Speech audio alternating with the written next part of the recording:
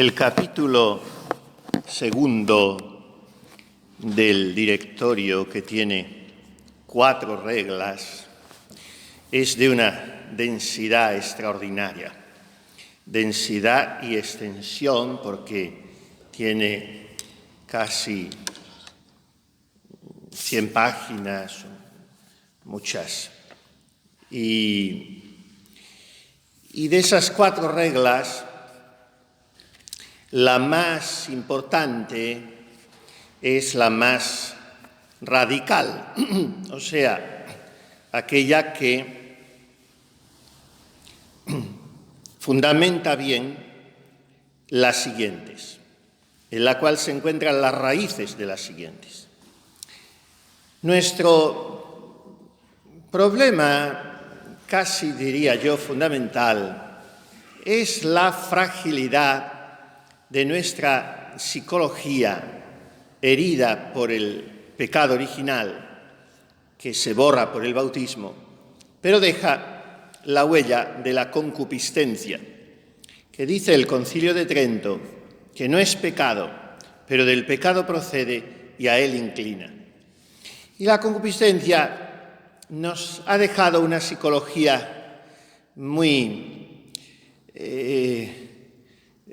débil, muy vulnerable, muy tornadiza. La Sagrada Escritura dice: nada más falso y enfermo que el corazón humano. ¿Quién lo entenderá? Y es verdad, nosotros somos víctimas de nosotros mismos la mayoría de las veces. Cuántos sufrimientos tontos, cuántas complicaciones, cuánto perdernos en particularizaciones. Esto es un poco todavía más de la psicología femenina. Es más amiga de ir a lo particular que a lo universal. Y vas a hablar de un tema y siempre te va a la historieta. Mire, si a mí la historieta no me interesa, vamos al tema. O vas a la confesión y vas a contar No, vamos a la raíz. En la vida hay que ir a la raíz. ¿Por qué me suele acosar el demonio en esto? ¿Por qué suelo tener esta caída? Vamos a la raíz. Bueno, pues el padre Aldama, como que es un teólogo extraordinario, echa los cimientos aquí en este tema, que es el tema de las virtudes.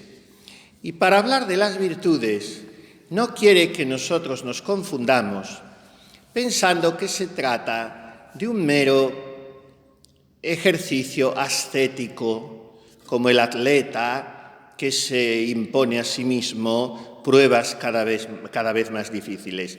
Muchas veces la vida espiritual se nos ha propuesto así, y hay muchas almas que la viven o intentan vivirla así, y van por los caminos del Señor con la lengua afuera, y eso el Señor no lo quiere.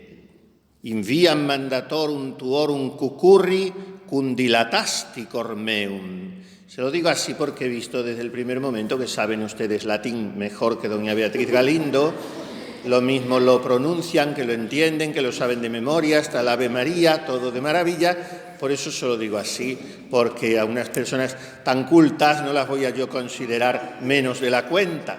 Bueno, inviam mandatorum tuorum cucurri cundilatasti cor meum. Corrí por los caminos de tus mandatos cuando dilataste mi corazón. En el breviario lo traducen al revés, lo traducen en futuro, como están miles de cosas mal traducidas. Correré por el camino de tus mandatos cuando me ensanches el corazón. No, el alma hace constatación de una experiencia muy dulce y muy suave. Cuando tú, Señor, dilataste mi corazón, o sea, la iniciativa la toma siempre Él, entonces yo corrí por el camino de tus mandatos, pero corrí sin sentir el peso de mi cuerpo, sin sentir el estorbo de mis pasiones. Pues bien, la vida cristiana, la vida espiritual, la vida consagrada, es el ejercicio sudoroso de una serie de virtudes que a veces hay que practicar con un cierto sentido espartano, de autovencimiento constante. Eso, hijas mías, es agotador. Y quien lo vive así, y lo viven desgraciadamente muchas almas porque son tributarias de la educación o de la pedagogía espiritual que han recibido, pues yo no digo que no sean agradables a los ojos de nuestro Señor, pero no entienden bien qué es eso de gustate et videte quam suavis es Dominus. Pues hay que saborear, darse cuenta, tocar, gustar lo bueno que es el Señor. Y por eso hay que partir de la que podríamos llamar teologalidad de las virtudes. Porque todas las demás virtudes, si no brotan de las teologales, no tienen sustento. Y a veces esto lo aprendemos en el catecismo de una manera muy superficial. Sí, las 3 teologales, fe, esperanza y caridad, las 4 cardinales o morales, prudencia, justicia, fortaleza y templanza. Y luego de ahí proceden otras 54 que trata Santo Tomás de Aquino en la Suma Teológica preciosamente. Usted podría, cuando acabemos los ejercicios, los 54 días siguientes, leer cada día una cuestión de la Suma sobre una virtud. Y son maravillosas, como siempre Santo Tomás es genial en el razonamiento de las cosas. Bueno, pues todas se reducen a las 3 teologales y, si me apuran, todas se reducen a la caridad porque es la única que va a quedar. Miren, el padre Aldama empieza, es muy prolijo en su razonamiento y, como digo, nosotros no vamos a pretender desgranar porque ni tenemos tiempo ni es ese nuestro objetivo, toda su doctrina en los ejercicios.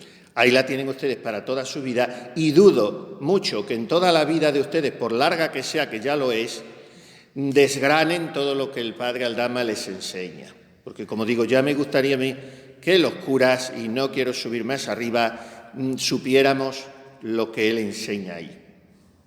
Porque él tenía una cosa muy buena, que hoy veo muy poco. Él funda una congregación, o en fin, acompaña a la fundación. Los jesuitas siempre dicen que lo que hacen es acompañar a alguien que surge, pero al final son ellos quienes la fundan.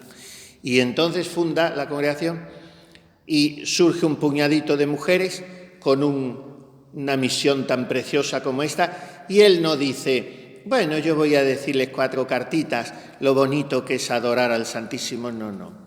Él las trata a ustedes desde que son bebés, niñas recién nacidas en la vida religiosa, como un teologazo imponente que es él, y las trata de tú a tú. No las mira desde arriba, sino que les propone un horizonte muy ambicioso de formación y de sabiduría teológica, no de 4 piedades y 4 devocioncitas de monjitas, no. Él les propone un horizonte muy grande. Por eso ustedes serían unas desagradecidas y unas injustas si no profundizaran en la doctrina que él les ha dejado, que es maravillosa. Bueno, pues cuando empieza a hablar de las virtudes, hace el siguiente razonamiento. A Dios nuestro Señor le podemos conocer de 2 maneras. Rastreando la huella que Él ha dejado en sus criaturas, o en sí mismo, por sus mismas perfecciones, su belleza. Y entonces Él lo que quiere, sí, que le conozcamos por sus criaturas, porque para eso las ha hecho, pero sobre todo Él lo que quiere es que nos introduzcamos en su misterio, que nos sumerjamos en Él y que nos hermoseemos con Él. Ahora bien, cuando el alma ve ante ella ese desafío, como se dice ahora en la pastoral de una diócesis o de donde sea, en las hojas diocesanas, ustedes no leerán más que estas 2 palabras, los retos y los desafíos. Tenemos estos desafíos y estos retos. Yo no me entero cuáles son la mayoría de las veces. Si me dicen el desafío es el de la santidad, ahí ya me empiezo a enterar algo. Pero de ahí para abajo los desafíos no me entero.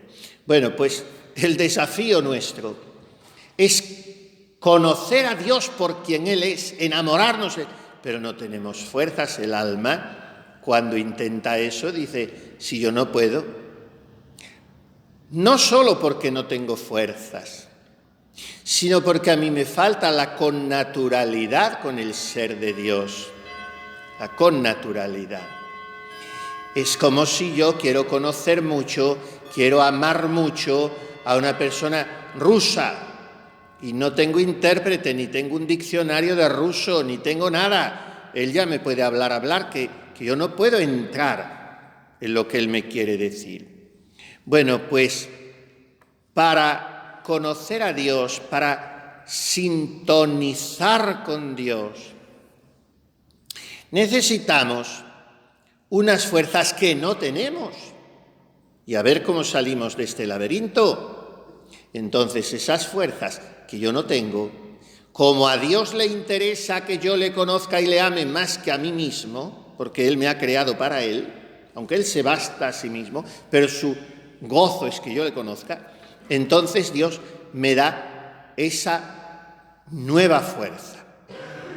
No voy a decir que Dios me da fuerza nueva, porque no entendamos la cosa como no es, pero me da una nueva fuerza, Dios. ¿Y cuáles son esas facultades especiales que yo no tenía y que ahora Dios me da para que yo pueda tomar el contacto adecuado con Él? Pues son precisamente las que llamamos virtudes teologales, que son unas potencialidades, unas facultades que Él infunde, o sea, infundir quiere dejar caer, Dios regala a nuestro entendimiento y nuestra voluntad, que son las dos potencias de nuestra alma. El alma tiene su propio ser, su propia naturaleza, su propia identidad, lo que decimos la sustancia del alma. Y luego tiene las potencias del alma. ¿Qué son las potencias? Lo que el alma necesita para obrar. Porque, claro, una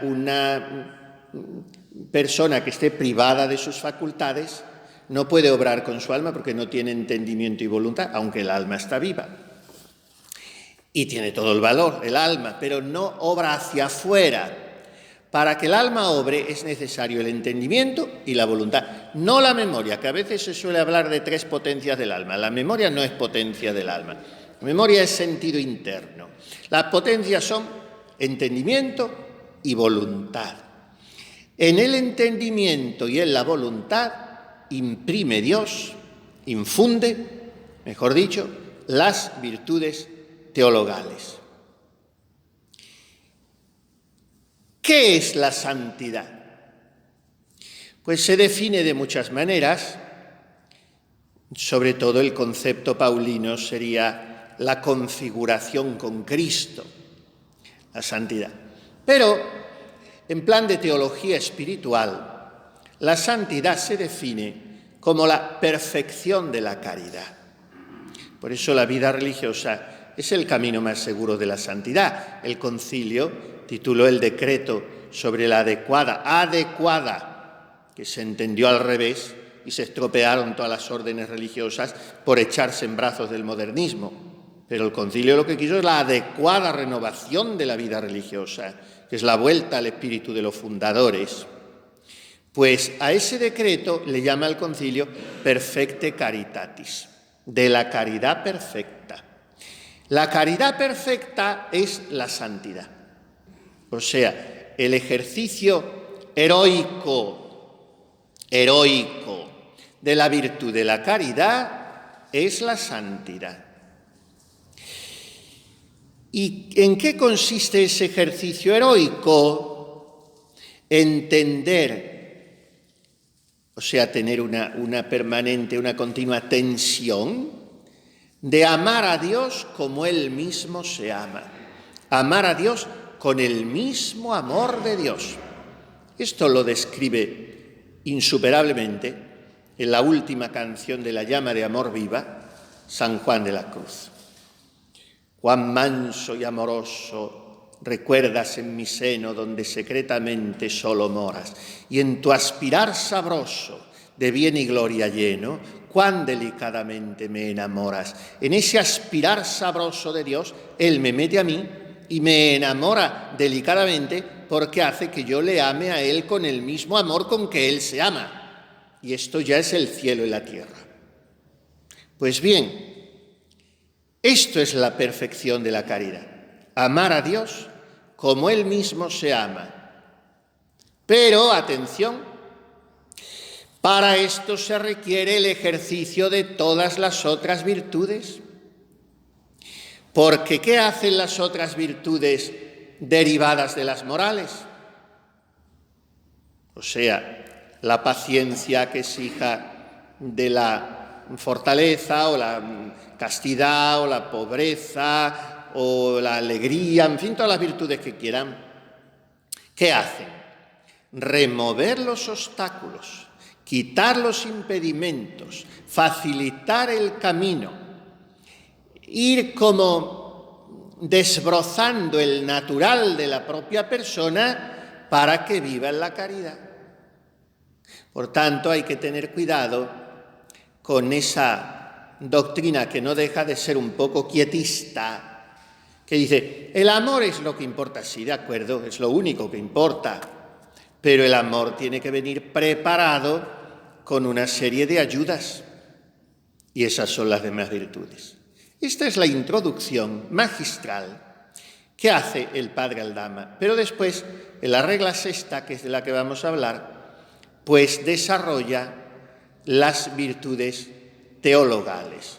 Su lectura es insustituible. Como digo, nosotros aquí damos unos puntos para que cada una delante del Señor vea cómo está viviendo y cómo el Señor le pide que viva su relación con Él, directa relación con Él, merced a las virtudes teologales. ¿Por qué se llaman teologales? Porque tienen como motivo al mismo Dios, miran directamente a Dios. Las otras, las virtudes morales, prudencia, justicia, fortaleza y templanza, y todas sus derivadas, nos ordenan interiormente. Como hemos dicho, remueven los obstáculos. O sea, las otras miran a nosotros mismos. Las otras miran al perfeccionamiento del alma. Pero las teologales miran al mismo Dios. Por tanto, anticipan la vida del cielo, porque nos ponen directamente ya en contacto con Dios. Y esta es la verdadera vida espiritual. Y por eso se deben ejercitar, dice el directorio, los actos de las virtudes teologales frecuente e intensamente. Miren, en esto hay un error al que nos induce también nuestra manera de hablar. Esta persona tiene mucha fe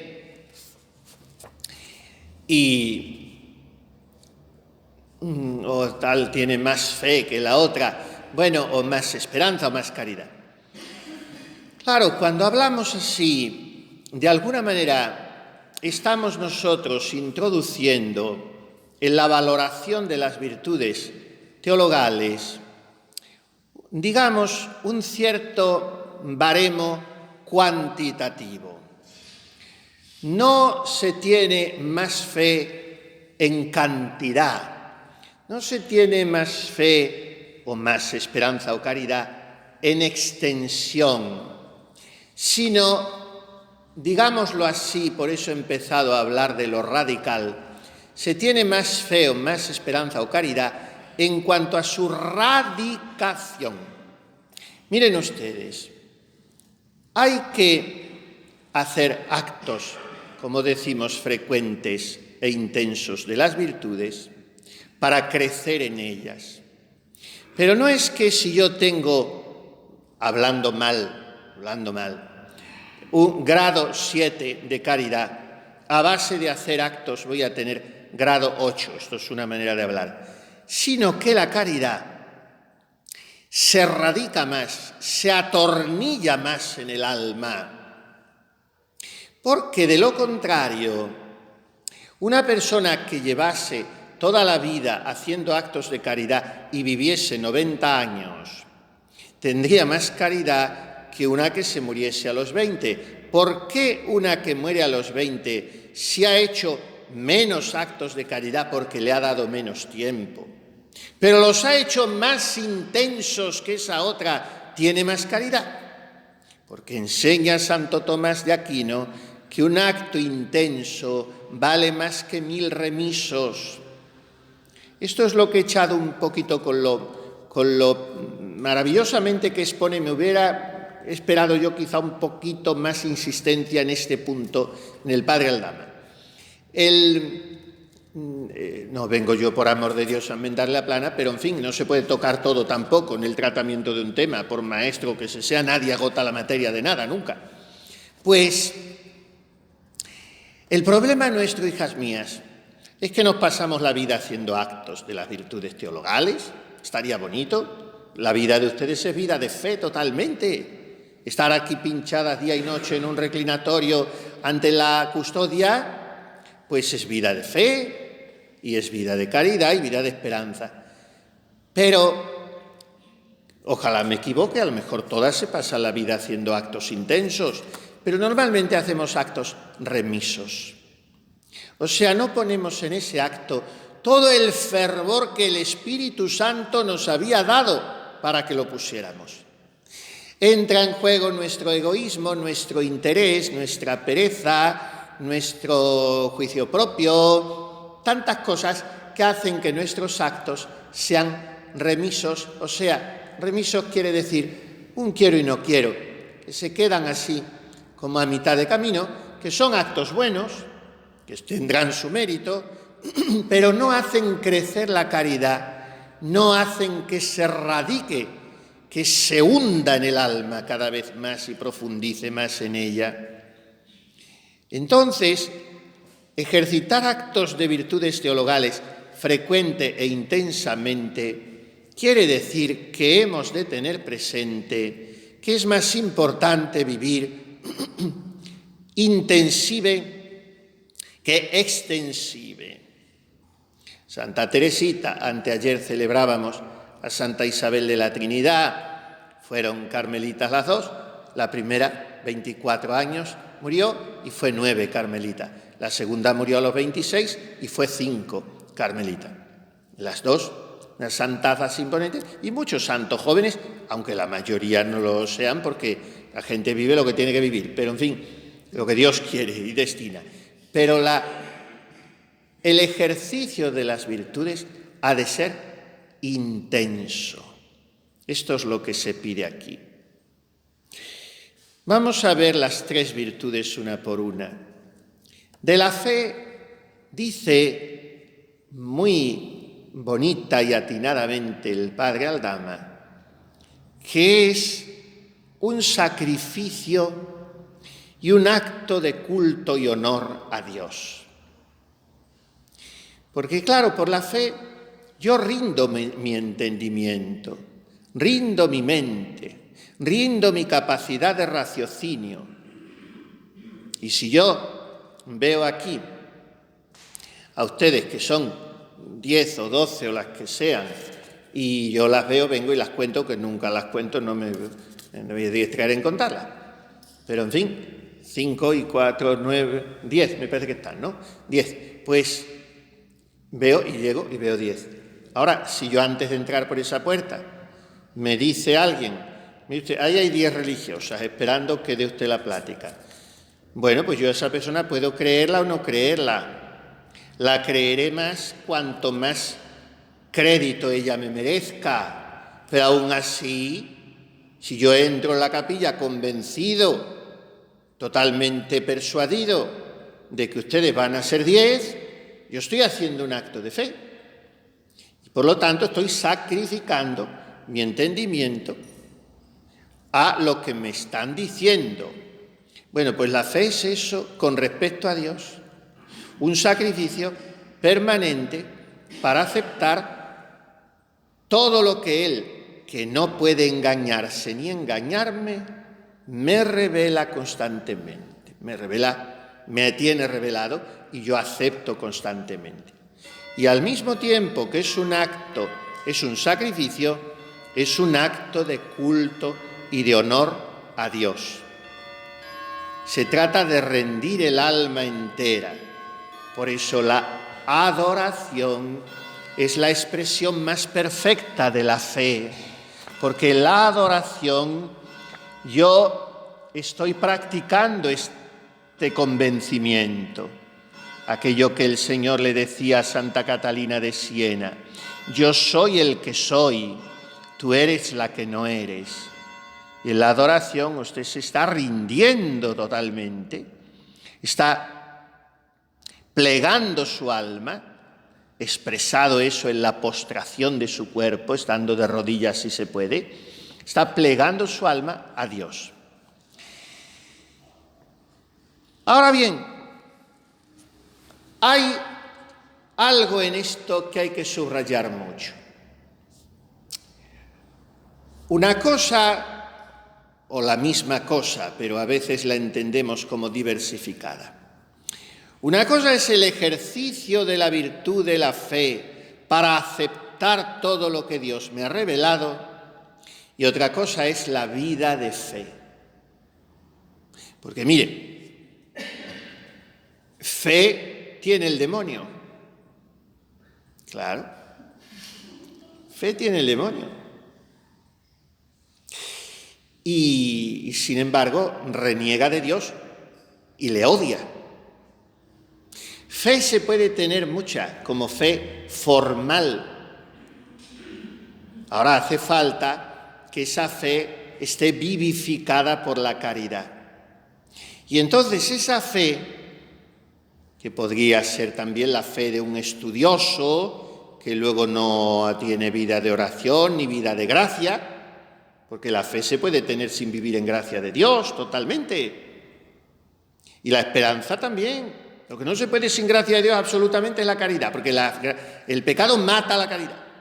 La mata, si es mortal, si es venial, la debilita mucho. Bueno, pues la fe, hijas mías, en una religiosa o en cualquier alma que quiera vivir en gracia, no es solamente profesar el símbolo y creer perfectamente el credo y todo lo que tiene la Santa Madre Iglesia, que se decía antes, lo que tiene la Santa Madre Iglesia. No, miren, no es menos importante, dice ahí el Padre Aldama, creer y por tanto vivir, traducir esa fe en la vida, creer las bienaventuranzas que creer la Santísima Trinidad. Porque si yo creo la Santísima Trinidad, creo que ese Dios, que es Padre, Hijo y Espíritu Santo, lo veré yo con mis pobres ojos si soy limpio de corazón, y si soy pacífico, y si sé llorar en silencio, y si sufro persecución por él, y todas esas cosas que dicen las bienaventuranzas. Entonces, ¿la fe qué es? Actos de fe en los criterios evangélicos. Es que la que se duerma, la que quiera y la que lo necesite, sí. Lo de toser es lo peor, que lleven juanolas en los bolsillos y pistolines y vasos de agua al lado. Lo de toser no, pero dormir no me importa para nada, porque no me da ninguna molestia. La que se duerme, al contrario, me encanta ver la que se duerme aquí en qué mejor sitio. Que se duerma, descansa la criatura, si lo necesita, no, nunca den ningún manotazo a nadie que duerma. Déjalas tranquilas. Yo no sé si después de la guardia de esta noche la pobre habrá vuelto a conciliar el sueño o no la ha vuelto a conciliar. Yo qué sé, a mí me gusta mucho ver a la gente dormida. Si son niños chicos todavía más, pero cuando son viejitas es como un niño chico ya otra vez. Así que se duerman. Y las toses, pues traigan juanolas, que es muy bueno para las toses. O hagan gárgaras de limón con miel por la mañana antes de la plática. Son una temporada muy mala, yo lo comprendo. Bueno, pues la fe es vida de fe. ¿Y qué significa vida de fe? Se los voy a poner muy fácil. Todo lo contrario a vida de mundo. El mundo quiere independencia de juicio, yo obediencia. El mundo quiere poseer, yo pobreza. El mundo quiere placeres a tutiplén, yo penitencia. El mundo quiere el primer lugar, yo el último. El mundo quiere estar pendiente de sus estados de ánimo, yo sonrisa permanente. Lo contrario al espíritu del mundo es vida de fe. ¿Por qué? Porque yo he hecho vida mía los criterios evangélicos. Y entonces a mí no me interesa quedar bien con nadie, nada más que con Dios, porque hay que obedecerle a Él antes que a los hombres. Segundo, esperanza. San Pablo dice que los paganos son los que no esperan y que los cristianos son los que esperan. Mire qué definición de cristiano. Los cristianos son los que esperan. ¿Qué es la esperanza? La tendencia de la voluntad a un objeto bueno. Ahora, si es sobrenatural, por lo tanto estamos llenos de esperanza desde que nacemos, no nos movemos nada más que por esperanza. Estamos siempre esperando algo.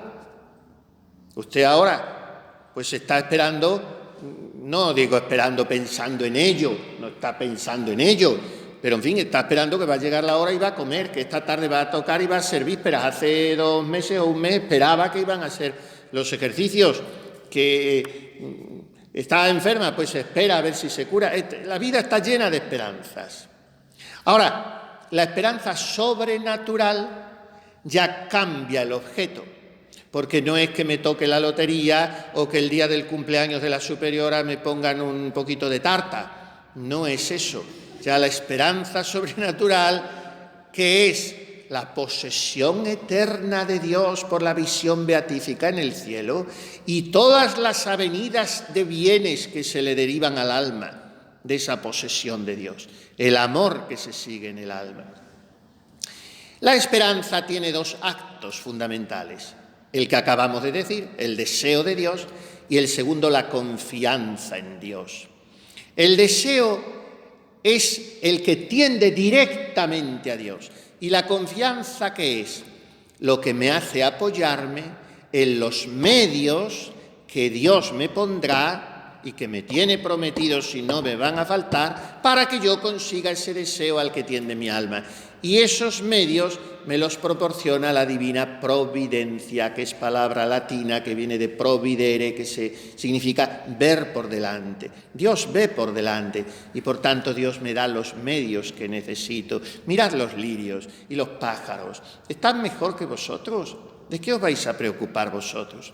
¿Cuánto tiempo perdemos, hijas mías? ¿Cuántas energías? ¿Cuántas lágrimas tontas? ¿Cuántas rabietas? ¿Cuántas preocupaciones? Déjate amar por Dios, estás en sus brazos, acalla y modera tus deseos. Sicutablactatus in sinu matris sue, dice el Salmo, que no es como un niño en brazos de su madre, sino como el que está mamando en el pecho de su madre, que es todavía más, porque ese sí que no se preocupa de nada, de nada, de nada. El que está en brazos de su madre le puede enseñar un caramelo y se emociona, se entusiasma el niño, pero como esté mamando al pecho de su madre, no hay quien le arranque ni le distraiga ni nada, porque no te falta nada, ya se está cuidando la madre de él. Pues así nosotros, ¿de qué preocuparnos? Esa es la confianza. Tercera virtud teologal, aunque hablaremos de ella, como dijimos ayer, el último día. Y esta tarde, con el favor de Dios, hablaremos de los otros temas concomitantes a las virtudes que trata el Padre Aldama, sobre todo del tema de las tentaciones, para que no vivamos las virtudes, las tentaciones y las ilusiones. Pero ahora vamos a terminar con la caridad. Miren, la esperanza, pues, nos hace tender a Dios como mi bien, como el bien que yo un día espero tener para mí. Y por tanto la esperanza es una virtud, entre comillas, digamos, interesada. La caridad es una virtud absolutamente desinteresada porque no me hace tender a Dios como bien mío, sino como bien en sí mismo. Amar a Dios por solo ser Dios bueno. A esto me hace tender la caridad. Y por tanto, visto que Dios me lo ha dado todo, que lo es todo para mí, que se me entrega absolutamente, ¿cuáles son los 2 actos fundamentales del ejercicio de la virtud de la caridad? Fidelidad al amor y entrega al amor sin reservas.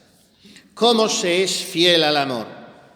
Viviendo de la mañana a la noche o de la mañana a la mañana siguiente, porque para ustedes entre el día y la noche no hay pared, de la mañana a la noche, y al día siguiente viviendo con una solicitud amorosa para ser fieles en lo grande y en lo pequeño, porque en el amor no hay pequeño ni grande.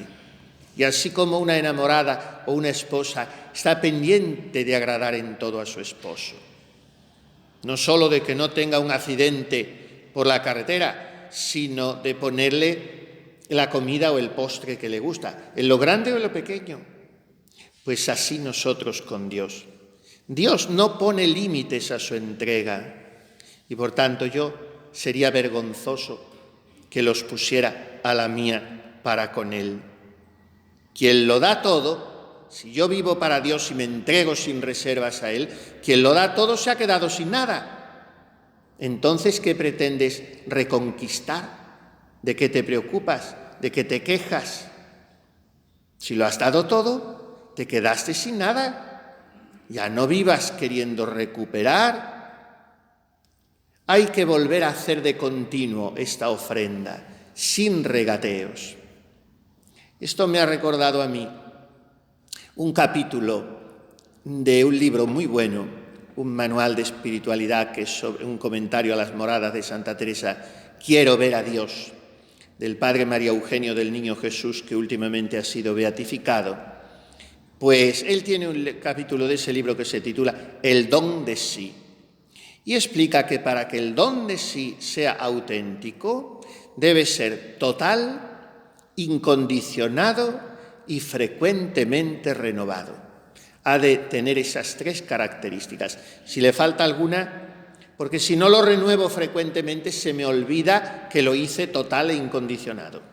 Así es que debe ser así, total, incondicionado y frecuentemente renovado. Hay que desterrar límites de tiempo, de lugares y de cosas. Es que entonces hice el don de sí, luego han pasado 30 años, mire usted, ya sabe cómo es la vida, una se acostumbra. No, los límites de tiempo no cuentan. Hoy con la misma generosidad que entonces. Los límites de lugares tampoco cuentan. Es que yo estaba allí, me resultaba más fácil, luego el destino cambió. Da igual, el don es el mismo. Desterrar límites de lugares, de personas, de cosas, de tiempos, de espacios, y saborear la suavidad infinita de la entrega de Dios. Si yo gusto la dulzura de que Él es mío, yo no puedo llevar a paciencia que yo no sea suyo. A tal donación suya, tal donación mía. Por eso, hijas mías, y termino, casi también en los 40 minutos como ayer. Por eso, los actos de las virtudes teologales nos unen directamente a Dios. Y por eso nos hacen vivir la verdadera vida espiritual. Y por eso hay que renovarlos con frecuencia. Vivamos vida teologal. Actuémonos, como decía ayer el padre Aldama, en Dios. Volvamos a actuar todas esas cosas que están en nuestras almas en potencia. Y a ustedes la adoración eucarística las está constantemente estimulando a una vida de fe, a una vida de esperanza, a una vida de caridad. Pues pidamos a la Virgen Santísima, que es Mater Divinae Gratiae, que sea ella la gran colaboradora del Espíritu Santo, la que radique más y más en nuestras almas la fuente de la gracia, que son las virtudes teologales, y que podamos decir que vivimos verdaderamente de fe, de esperanza y de caridad.